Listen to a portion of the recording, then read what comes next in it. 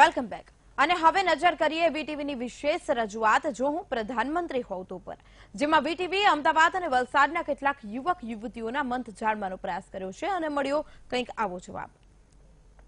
अगर मैं प्रधानमंत्री होता तो सबसे पहले मैं एजुकेशन सिस्टम में चेंज लाता। एजुकेशन सिस्टम यानी शिक्षा प्रणाली। आज अभी जो भारत में एजुकेशन सिस्टम है दैट फोकसेस मोर ऑन रटने वाली चीज़ें। आप रटो, पेपर में जाके उगल दो और आप एग्ज़ाम पास कर जाओ। पर बाहर के देशों में और जनरली जो हम लोग आगे जॉब में जैसे होता है उसके लिए आपको एक्सपीरियंस होना चाहिए। सो एक्सपीरियंसिव लर्निंग इज़ मोर इम्पॉर्टेंट और हमारे एजुकेशन सिस्टम में मोर टू प्रैक्टिकल नॉलेज ज़्यादा आनी चाहिए। अगर मैं प्रधानमंत्री होती तो एक चेंज मैं ये लाना चाहती हूँ कि हमें अभी तक जितनी भी पॉलिटिकल पार्टीज़ अभी तक जितनी भी आई हैं उसमें वोटर्स को एक रैशनल चॉइस ऑफ वोट नहीं मिलता है। मतलब they have to choose one or the other मतलब उनको एक्चुअल चॉइसेस नहीं मिलती है, उनको ज़बरदस्ती किसी ना किसी को वोट देना ही पड़ता है। तो उनके लिए एक नोटा होना चाहिए, none of the above vote, जिसको एक पार पब्लिकली एक अलग से पार मिलनी चाहिए so that it could work efficiently for the public rather than just Congress and BJP fighting over every election.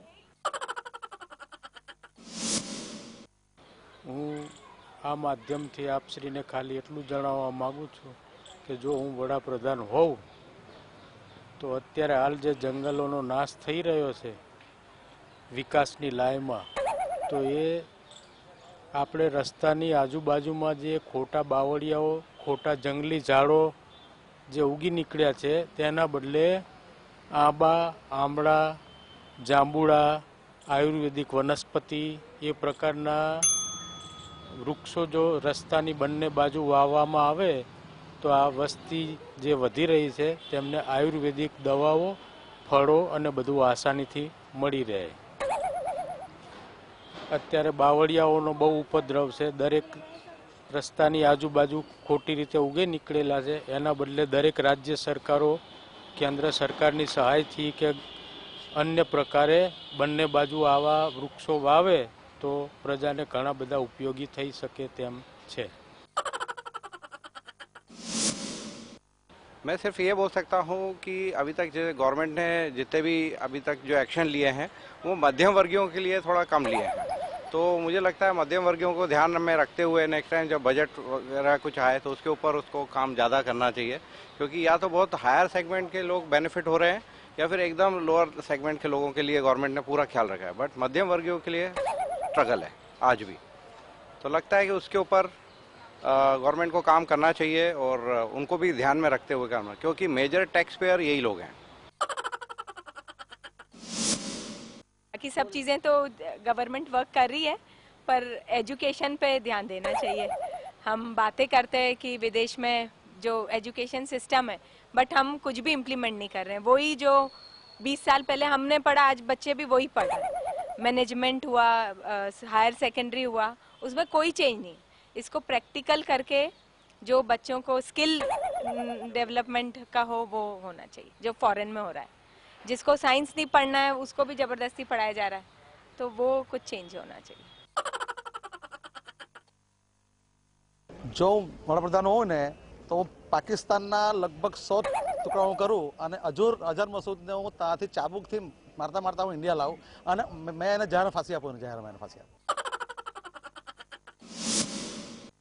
હું વડાપ્રધાન હોત તો પહેલું તો નારી સંરક્ષણને જે અનામતની ઝંઝટ ચાલે એ પહેલાં ક્લિયર કરું, એના પછી ભારતની જે બાઉન્ડ્રીનું સંરક્ષણ એ પહેલાં સીલ કરાવ્યું। જો હું વડાપ્રધાન હોઉં તો આદિવાસી વિસ્તારમાં તમામ બાળકો જેને મોટામાં મોટું હારામાં હારું શિક્ષણ મળે અને એ દેશનો કારભાર કાલે ઉઠીને લે અને મોટા મોટા ડુંગરા છે, ફોકટની જમીન પડી રહેલી છે એવી જમીનને સમતલ બનાવીને ત્યાંના આદિવાસીઓને એ જમીન આપીને ભવિષ્યમાં એની પ્રગતિ થાય એ કરું। અને હું જો વડાપ્રધાન હોઉં તો દેશમાં ભ્રષ્ટાચારી છે એ લોકોને ખતમ કરવાનું કામ પહેલું કર્યું અને એવા આદિવાસીનો કે ગમે ત્યાં જાય પણ આદિવાસીઓ ઊંચા મસ્તકથી જીવે એ મિશન મારું હોઈ શકે.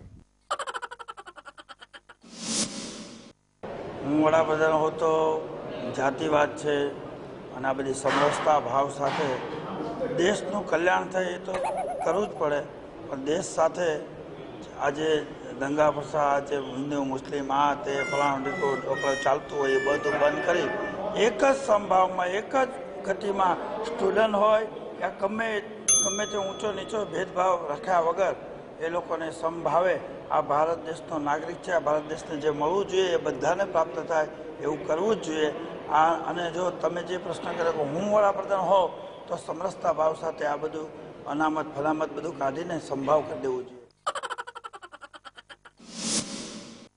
અત્યારે જે ચીને જે કર્યું છે અને જે પેલા આતંકવાદીને સપોર્ટ કર્યો છે, અગર હું વડાપ્રધાન હોઉં તો ઇન્ડિયામાં સમગ્ર ચીની આઈટમ બંધ કરી દઉં છું અને આતંકી મસૂદને એમના ઘરમાં જઈને મારું છું. જો હું વડાપ્રધાન હોઉં તો સૌપ્રથમ હું મહિલાઓ માટે ખાસ પ્રકારનો એવો કાયદો બનાવું, જેમ કે દહેજ પ્રથા છે તો દહેજ પ્રથા અત્યારે મતલબમાં અંદરખાને ચાલી રહી છે, તો સ્પેશિયલી એના માટે એવા કડક કાયદા બનાવીએ કે બહેનોને પર જે અત્યાચાર થઈ રહ્યો છે અત્યારે બંધ થઈ જાય. એમના માટે અત્યારે કૌશલ્ય વર્ધનના જે ક્લાસીસ ચાલે છે એના માટે થોડું ડેવલપમેન્ટ વધારે થાય એના હું ખાસ પ્રયત્ન કરીશ. જો હું વડાપ્રધાન હોઉં તો કાશ્મીરની અંદર પ્રથમ 370ની જે કલમ છે એને કાઢી નાખું. બીજી વસ્તુ કે આપણા સેના જે દેશની રક્ષા કરે છે એ રક્ષા માટે જો કાંકરી ચાળા કોઈ પથ્થરમારો કરે એના પર કડક નિર્ણય લઈને કડક પગલાં લેવામાં આવે એવું બંદોબસ્ત કરવો. આદિવાસી માટે જંગલ જમીનની જે ખેડૂત વર્ષોથી ખેડતા આવેલા છે એમની જમીન જંગલના વ્યક્તિઓને મળે ને એના માટે શુભચિંતક થાય એવી કાર્યવાહી કરો. હું વડાપ્રધાન હોઉં તો સૌથી પહેલાં જે દેશનો ગરીબ વર્ગ છે, જે એકદમ ખરાબ પરિસ્થિતિમાં જીવે છે, કે જેને 2 ટાઈમ પૂરતું જમવાનું નથી મળતું, એના માટે સૌથી પહેલાં કંઈક કરવાનું છે. જો હું વડાપ્રધાન હોઉં તો સૌથી પહેલાં તો આપણા દેશની અંદર જે બેરોજગારી છે એ બેરોજગારીને સૌથી પહેલાં એ મુદ્દાનું નિવારણ આપણે કરી શકીએ.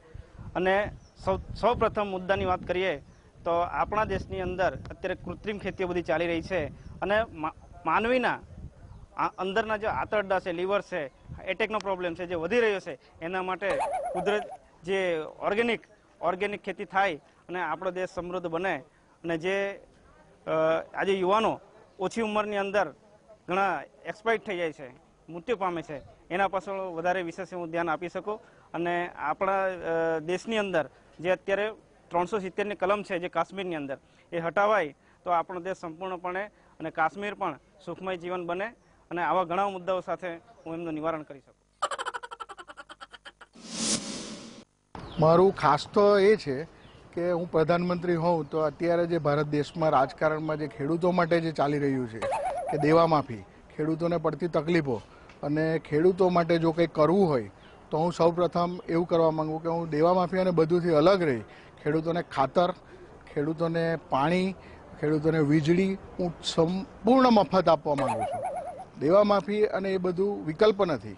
ખેડૂતો કેવી રીતે લોન ઉપાડે છે, કે શાના માટે ઉપાડે છે, ખરેખર પાક માટે ઉપાડે છે, એ બધું જોવાનું કામ આપણું નથી. પણ ખેડૂતોને આ સીધું તમે આપી દો અને ફ્રી કરી દો. દિવસના વીજળી મફત આપો, ખાતર મફત આપો અને પાણી મફત આપો, તો એ જરૂરિયાત છે ખેડૂતોની અને એ ખેડૂતોને મળી જશે તો ખેડૂતોને આપોઆપ પોષણક્ષમ ભાવો મળી જશે. જો વડાપ્રધાન હોઉં તો પાકિસ્તાનને 7 જન્મનું પાણી બતાવી દે કે જીવનમાં કોઈ સાથે વારંવાર મંત્રણાની વાત કરે છે તે છતાં બી આ હુમલાઓ પાછળથી મારે છે, એમને હું એવો સબક શીખવત કે નકશામાંથી પાકિસ્તાન નહીં રહે. અત્યારે જે રાષ્ટ્રવાદની પ્રખર આવશ્યકતા છે એ રાષ્ટ્રવાદની જાગૃતિ અર્થે જે કંઈ કરવું પડે એ કરવું પડે. એનો એક જ દાખલો આપું છું, ઇઝરાયલમાં જે રાષ્ટ્રવાદ છે, પ્રખર રાષ્ટ્રભક્તિ છે, એને લીધે તમામ બાબતો શક્ય બને છે. અને દેશને આપણે જે દિશામાં લઈ જવું હોય લઈ જઈ શકાય અને એના કારણે જ આપણે શક્તિશાળી બી બની શકીએ. વડાપ્રધાન અગર જો હું હમ તો પહેલાં તો જે આ દેશના યુવાન છે એના માટે શિક્ષણ એકદમ વ્યવસ્થિત કરવા માંગુ અને પ્લસ બીજું કે આ દેશમાં જે ભ્રષ્ટાચાર એટલો બધો છે એને નીસો નાબૂદ કરી દેવાનો કરું. અને ત્રીજું કે આ જે આપણા આદિવાસી લોકો છે એ એકદમ પાછળ છે એને ઉપર કઈ રીતે લાવે એના વિશે હું મારું રજૂ કરું. બરાબર.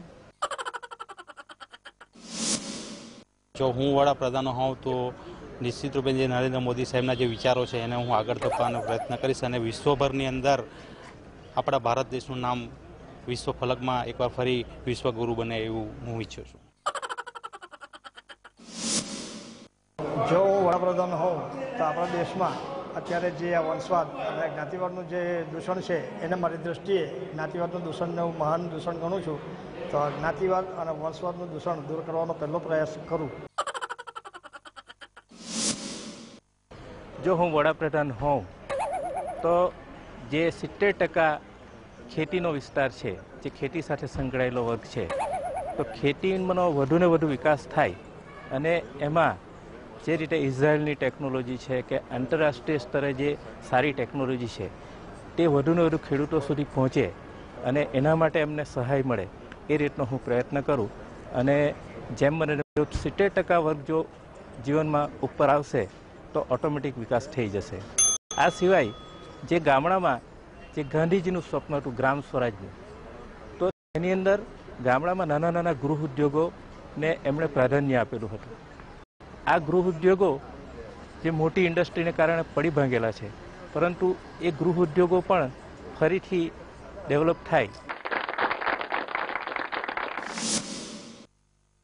આ દેશમાં પહેલી તો જે ગરીબી છે એને એ જે બીજાના હરોળમાં આખો દેશ એક હરોળમાં જીવે આ પહેલાં કહીશું.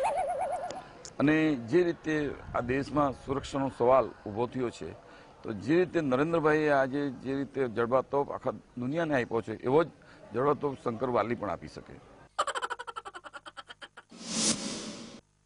મહિલાઓના વિકાસ માટે ઘણા કામો અત્યારે તો થઈ જ રહ્યા છે, છતાં પણ મારા મગજમાં ઘણા સમયથી એક વિચાર આવ્યો કે આ મહિલાઓને કામ કરવા માટેની જે ટ્રેનિંગ આપવામાં આવે છે એ અલગ અલગ સંસ્થાઓ દ્વારા આપવામાં આવે છે.